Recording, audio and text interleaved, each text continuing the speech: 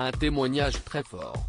Ce mercredi 20 octobre, Mathieu Valbuena s'est laissé submerger par ses souvenirs au premier jour du procès dit de l'affaire de la sextape qui a bouleversé la vie de l'ex-joueur de l'équipe de France il y a 6 ans.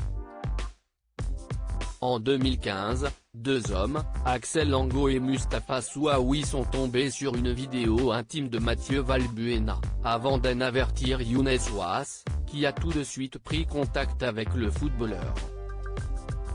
Dernier protagoniste, Karim Benzema, mis en examen pour complicité de tentative de chantage et participation à une association de malfaiteurs.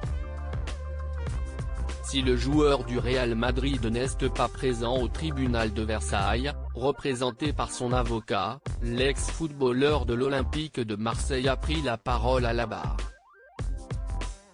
Karim travaille, il a du boulot. Il a match demain, mardi, en Ligue des Champions, et un classico à préparer dimanche, entre parenthèses. Juste l'un des matchs les plus importants au monde, a expliqué l'agent de Karim Benzema à RMC.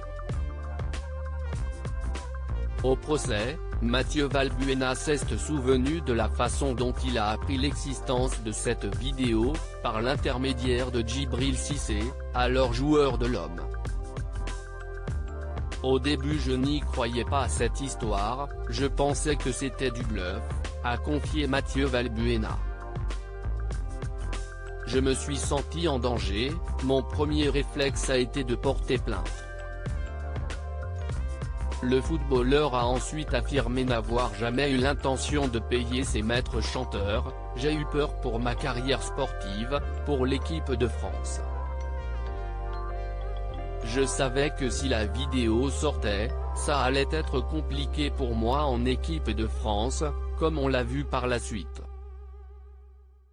Depuis cette affaire de sextape, Mathieu Valbuena n'a plus été appelé en équipe de France de football, contrairement à Karim Benzema, appelé de nouveau pour le dernier Euro. Karim Benzema, que risque le joueur? Moi ce que je regrette si est pour Mathieu le pauvre, si est vrai que lui aussi, comme Benzema, note de la rédaction, il méritait d'aller à la Coupe du Monde, en 2018, et il faut être honnête, à cause de nous, il n'y est pas allé, a reconnu M. Souaoui devant la presse. Ce procès médiatique doit durer 3 jours, à l'issue desquels le verdict sera prononcé. Karim Benzema, poursuivi pour complicité de tentative de chantage, risque une peine maximale de 5 ans d'emprisonnement et 75 000 € d'amende.